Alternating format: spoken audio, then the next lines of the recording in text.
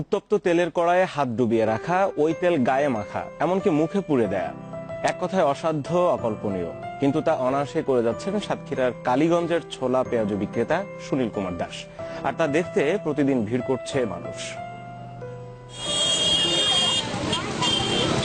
৩০ বছর ধরে নলতা হাসপাতাল মোড়ে ছোলা পেঁয়াজুর দোকান চালান সুনীল দাস। সারাক্ষণ ভাজা পোড়ার কাজ, তাই প্রতিদিন বিকেলে দোকান খুলেই আগুন দিতে হয় তেলের কড়াইয়ে। শুরু হয় ছোলা পেঁয়াজু ভাজা, চলতে থাকে একটানা রাত 10টা পর্যন্ত। কিন্তু এতেই সীমাবদ্ধ নয় সুনীল দাসের কাহিনী। জয় করে ফেললেন তেলের উত্তাপক। উত্তপ্ত কড়াইয়ে হাত ডুবিয়ে অনায়াসে চলে সুনীল দাসের কাজ। এই তেল গায়ে মাখলেও কাবু হন না এ ব্যবসায়ী। শুধু তাই নয়, খেলেও কিছু হয় না সুনীলের।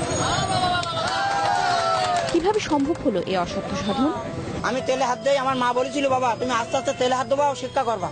তাই আমি মায়ের কথা শুনি, মায়ের কথা আশীর্বাদ মাথায় রেখে আমি মায়ের কথা শুনে আস্তে আস্তে তেলে হাত দেওয়া শুরু করেছিলাম। আস্তে আস্তে এখন শিখে গেছে। এখন হাত তেল গায়ে দিলেও পড়ে না, খালেও পড়ে না, কোনো সমস্যা হয় না। সুনীলের এই অসাধ্য কাজ দেখতে প্রতিদিন দোকানে লেগে থাকে ভিড়। ওই তেলে হাত দেয়, ওনার কিছু হয় না, অথচ আমার গায়ে লাগলে আমার হাতটা ছোলা কাটে, পুড়ে যায়। হাতের তেলটা আমার হাতে যখন নেই, তখন আমার হাতে প্রচন্ড গরম অনুভূতি হয় এবং আমার হাতে ঠোসকা পড়ে যায়। ঘটনার বিজ্ঞানসম্মত ব্যাখ্যা দিলেন এই চিকিৎসক। ব্লেডের ফ্রস্ট ইফেক্টের ক্ষেত্রে একটা মানুষ 400 ডিগ্রি সেলসিয়াস পর্যন্ত টেম্পারেচার সে সহন করতে পারে। তো আমরা জানি যে সাধারণত পানি অথবা তেল এটা ফুটে 120 থেকে 30 ডিগ্রি সেলসিয়াস টেম্পারেচার, অতএব তার কাছে এটা কোনো ব্যাপার না। এবং এটা যদি এই ব্যাপারটাই হয়েছে বলে আমার মনে হচ্ছে, কারণ তা না হলে সে খাইতে পারত না।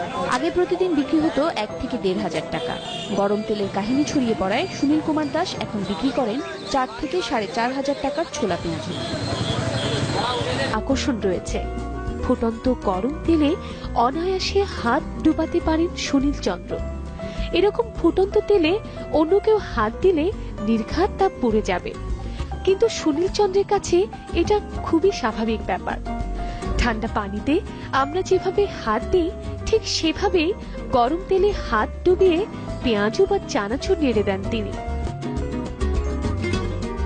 গরম তেল এক হাত দিয়ে তুলে ঢালেন আরেক হাতে, কখনো মুখের ভেতর।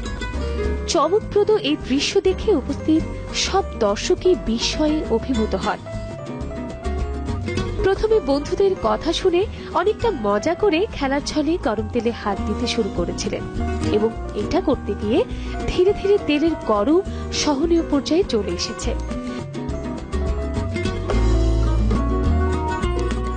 এই বিশেষ ক্ষমতার কারণে তার দোকানের বিক্রিও বেড়ে গেছে অনেক গুণ।